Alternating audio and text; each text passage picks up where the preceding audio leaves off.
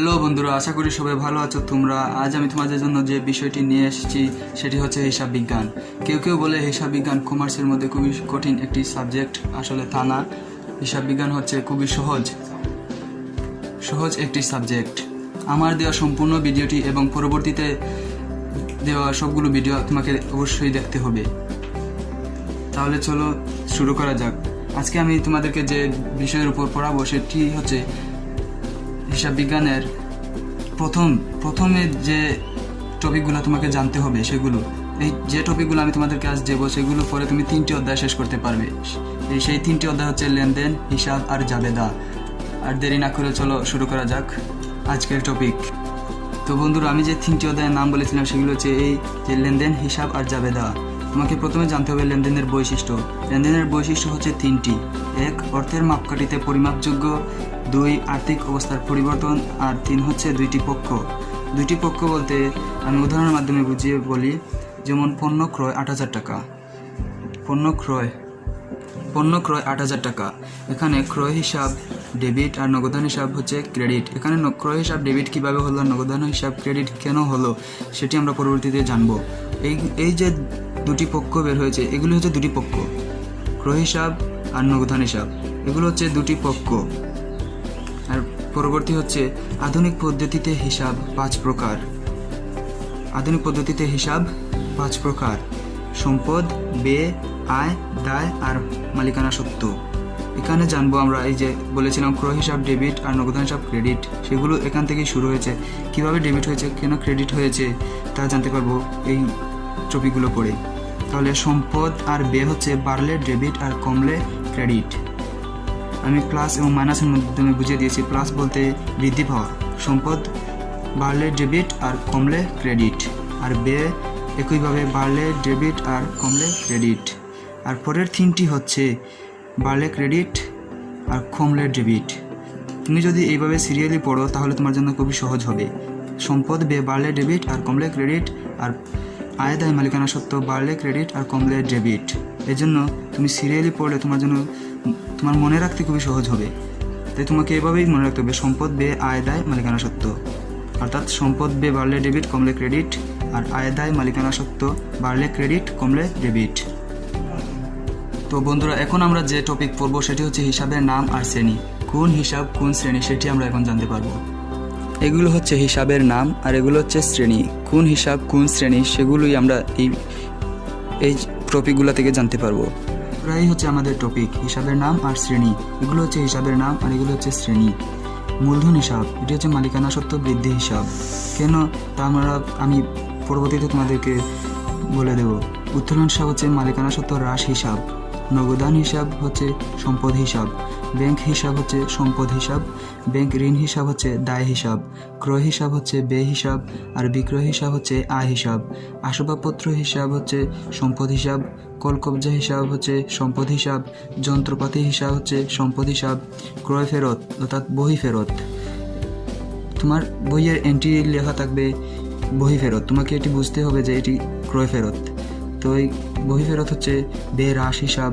বিক্রয় ফেরত হচ্ছে আন্তঃফেরত, এর শ্রেণী হচ্ছে আয় হ্রাস হিসাব। এই ক্রয় ফেরতের মতো হচ্ছে বিক্রয় ফেরত। বইয়ে লেখা থাকবে আন্তঃফেরত, তোমাকে এটি ধরে নিতে হবে এটি বিক্রয় ফেরত। পাওনাদার হচ্ছে প্রদেয় হিসাব, অর্থাৎ এটি শ্রেণী পাওনাদার প্রদেয় হিসাব, অর্থাৎ এর শ্রেণী হচ্ছে দায় হিসাব। প্রদেয় বইয়ের এন্ট্রিতে প্রদেয় হিসাব লেখা থাকবে, তোমাকে এটি ধরে নিতে হবে পাওনাদার হিসাব। এর শ্রেণী হচ্ছে দায় হিসাব। দেনাদার অর্থাৎ প্রাপ্য হিসাব হচ্ছে সম্পদ হিসাব। ঠিক একই রকম তোমার এন্ট্রি লেখা থাকবে প্রাপ্য, তোমাকে এটি ধরে নিতে হবে দেনাদার। তো এর হিসাব হচ্ছে শ্রেণী হচ্ছে সম্পদ হিসাব।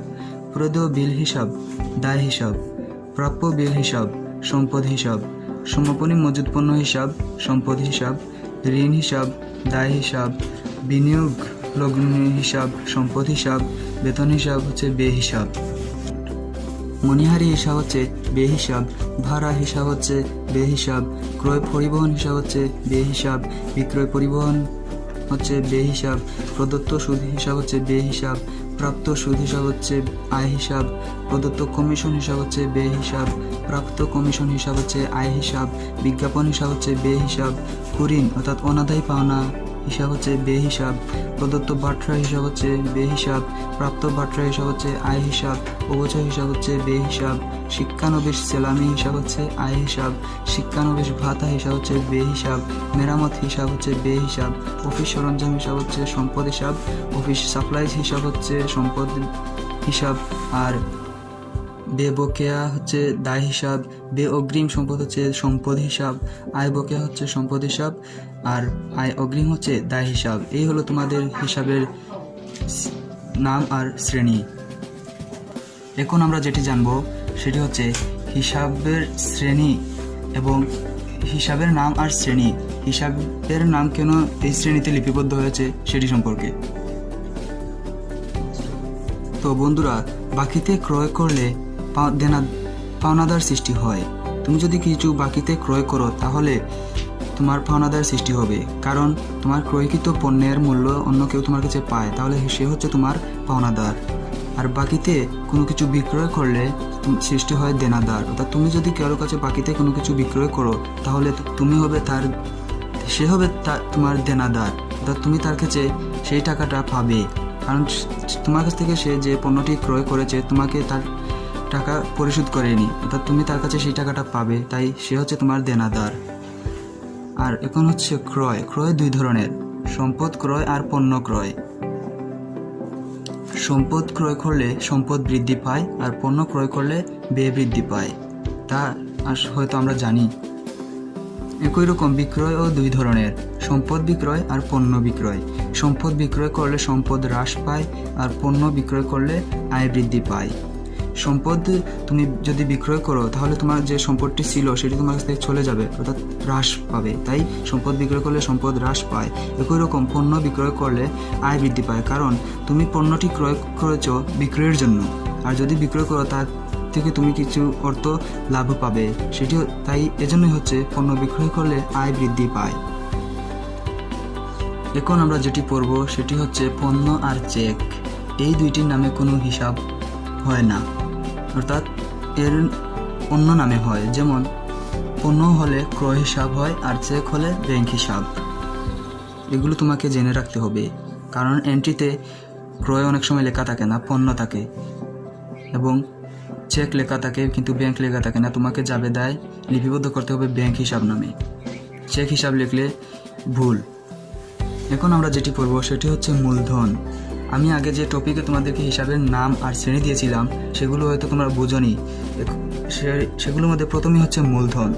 আসলে ব্যবসা মালিক যা আনয়ন করে তাই হচ্ছে মূলধন। অর্থাৎ তুমি যদি একটি ব্যবসা শুরু করো তাহলে তোমাকে প্রথমে একটি টাকার মূলধন, অর্থাৎ তোমাকে প্রথমে অনেক বেশি টাকা নিয়ে আসতে হবে। অর্থাৎ তুমি হচ্ছে সেই ব্যবসার মালিক, তুমি যে টাকাটা নিয়ে আসছো সেটাই হচ্ছে তোমার মূলধন। যেমন এখানে বলা হয়েছে যে ব্যবসা মালিক যা আনয়ন করে, অর্থাৎ তুমি ব্যবসায় যে কিছু নিয়ে এসেছো সেটি হচ্ছে তোমার মূলধন। আর মূলধন কি বলেছিলাম, এর হিসাব শ্রেণী হচ্ছে মালিকানা সত্ত্ব বৃদ্ধি হিসাব। এখন হচ্ছে উত্তোলন। ব্যবসা হতে মালিক যা তুলে নেয় বা ব্যবসা হতে সুবিধা গ্রহণ করে তাই হচ্ছে উত্তোলন। উত্তোলন হিসাব হচ্ছে মালিকানা সত্ত্ব হ্রাস হিসাব। তুমি যদি ব্যবসা থেকে কোনো কিছু তুলে নাও, যেমন নগদ টাকা বা পণ্য, মালিক ব্যবসা থেকে নগদ টাকা বা পণ্যই সাধারণত উত্তোলন করে, তাহলে সেটি হচ্ছে তোমার উত্তোলন। এর জন্য মালিকানা সত্ত্ব হ্রাস পাবে। যেমন এখানে এই বলা আছে মালিক ব্যবসা হতে দুটি জিনিসই তুলে নেয়, যেমন আমি বলেছিলাম এখন যে নগদ টাকা আর পণ্য।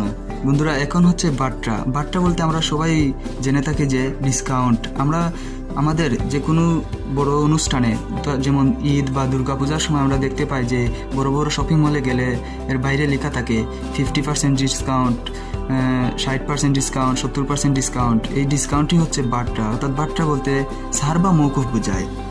এই যে বাট্রা বলতে ছাড় বা মওকুফকেই বোঝায়। বাট্রা হচ্ছে দুই ধরনের, কারবারি বাট্রা একটা আর নগদ বাট্রা একটা। কারবারি বাট্রা হচ্ছে এই শপিং মলে যে বাট্রাটা, সেটি হচ্ছে কারবারি বাট্রা। আর নগদ বাট্রাটা হচ্ছে পাওনাদার এবং দেনাদারের মধ্যে যে বাট্রাটা, সেটি হচ্ছে নগদ বাট্রা। তো এগুলো আমরা আরও সহজভাবে জেনে নিই। প্রথমে হচ্ছে কারবারি বাট্রা। কারবারি বাট্রা পণ্য ক্রয় ও বিক্রয়ের সাথে যে বাট্রা জড়িত তাই হচ্ছে কারবারি বাট্রা। যেমন আমি বলেছিলাম শপিং মলের এই কাপড় চোপড় হচ্ছে একটি পণ্য, এটি ক্রয় আর বিক্রয়ের সাথে যে বার্তা জড়িত, অর্থাৎ এই যে বলেছিলাম শপিং মলের বার্তা, এগুলো কিন্তু দিয়ে থাকে তাদের পণ্য বিক্রয়ের জন্য, যাতে ক্রেতারা এই ডিসকাউন্টটি দেখে আকর্ষিত হয়ে পণ্যটি ক্রয় করে। এটি হচ্ছে কারবারি বার্তা। কারবারি বার্তা শুধুমাত্র মোট মূল্য থেকে বাদ যায়। কারবারি বার্তা শুধুমাত্র মোট মূল্য থেকে বাদ যায়। বন্ধুরা, এটি আরও সহজভাবে বুঝিয়ে দিই তোমাদের উদাহরণের মাধ্যমে।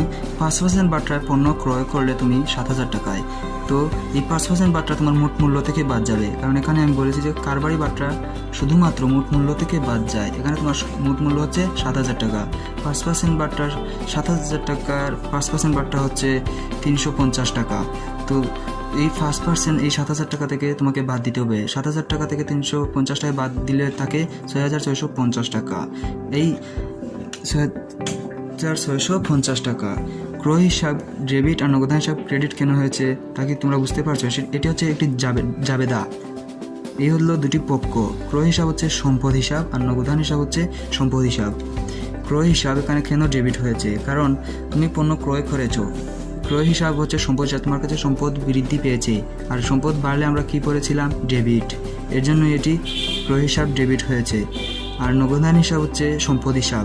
তুমি যেহেতু একটি পণ্য ক্রয় করেছো, তোমার কাছে নগদ টাকাটা ছিল সম্পদ, এই সম্পদ তোমার ব্যয় হয়েছে, তাই নগদান হিসাব ক্রেডিট। সম্পদ কমলে ক্রেডিট। এখন আমরা পড়ব নগদ বার্তা। নগদ বার্তা আমি বলেছিলাম যে দেনাদার ও পাওনাদারের মাধ্যমেই সম্পন্ন হয়ে থাকে। এখানে আরও সহজভাবে বলা হয়েছে যে দেনাদার ও পাওনাদারের সাথে যে বার্তা জড়িত, তাই নগদ বার্তা। মনে করো তুমি আমার কাছে 7,000 টাকা পেতে, আমি হচ্ছে তোমার দেনাদার, তুমি হচ্ছে আমার পাওনাদার। তো মনে করো তুমি আমার কাছে 7,000 টাকা পেতে, তো আমি তোমাকে খুবই অল্প দিনে সেই টাকা তোমার পরিশোধ করতে পারছি না, তাহলে তুমি আমাকে একটি বার্তা দেবে। যেমন তুমি আমাকে বলতে পারো যে তোমার 100 টাকা দিতে হবে না, তুমি বাকি টাকা আমাকে এতদিনের মধ্যে দিয়ে দাও। আর এই 100 টাকা হচ্ছে বার্তা, এই আমার এবং তোমার মধ্যে বার্তা। আমি হচ্ছে তোমার দেনাদার আর তুমি হচ্ছে আমার পাওনাদার, কারণ তুমি আমার কাছে পাও তাই তুমি আমার পাওনাদার, আর আমি তোমাকে দিব তাই আমি তোমার দেনাদার। এই হচ্ছে নগদ বার্তা। এই হচ্ছে আমাদের হিসাব বিজ্ঞানের প্রথম টপিক। এগুলো তোমাকে অবশ্যই জানতে হবে, আর এগুলোর মধ্যে যদি তোমার কোনো এন্ট্রি বুঝতে অসুবিধা হয় তাহলে অবশ্যই আমাদের কমেন্ট বক্সে জানিয়ে দেবে। আর এগুলোর পাশাপাশি তোমাকে লেনদেন চ্যাপ্টারের 6টি দলিল মুখস্থ রাখতে হবে, কারণ এগুলো প্রথম প্রশ্নতেই আসে। এই 6টি দলিল হচ্ছে, প্রথমটা হচ্ছে চালান, পরে হচ্ছে ভাউচার। এখানে ভাউচার হচ্ছে 2 প্রকার, ডেবিট ভাউচার আর ক্রেডিট ভাউচার, দুটি মুখস্থ রাখতে হবে। যেমন এটি চালান, এটি হচ্ছে ডেবিট ভাউচার, আর এটি হচ্ছে ক্রেডিট ভাউচার। এই 3 নম্বরটি হচ্ছে ক্যাশ মেমো, এটি 4 নম্বর ক্যাশ মেমো, আর 5 নম্বর হচ্ছে ডেবিট নোট, আর 6 নম্বর ক্রেডিট নোট। এখানে নাম্বার দেওয়া হয়েছে, কিন্তু এই যে ক্রেডিট ভাউচার আমি দুই প্রকার বলেছিলাম, তাই এখানে কো আর খ দিয়ে ক্রেডিট ভাউচার দেওয়া ছিল। এই দলিল মনে রাখতে হবে। তো বন্ধুরা, এই হচ্ছে আমাদের হিসাব বিজ্ঞানের আজকের টপিক। এইগুলোর মধ্যে যদি তোমার কোনো এন্ট্রি বুঝতে অসুবিধা হয় তাহলে তুমি অবশ্যই আমাদের কমেন্ট বক্সে জানিয়ে দেবে, এবং আমাদের চ্যানেলটি সাবস্ক্রাইব করে আমাদের পাশেই থাকবেন, এবং আমাদের ভিডিওগুলো সর্বপ্রথম পেতে হলে অবশ্যই বেল বাটনে ক্লিক করবেন। ধন্যবাদ বন্ধুরা।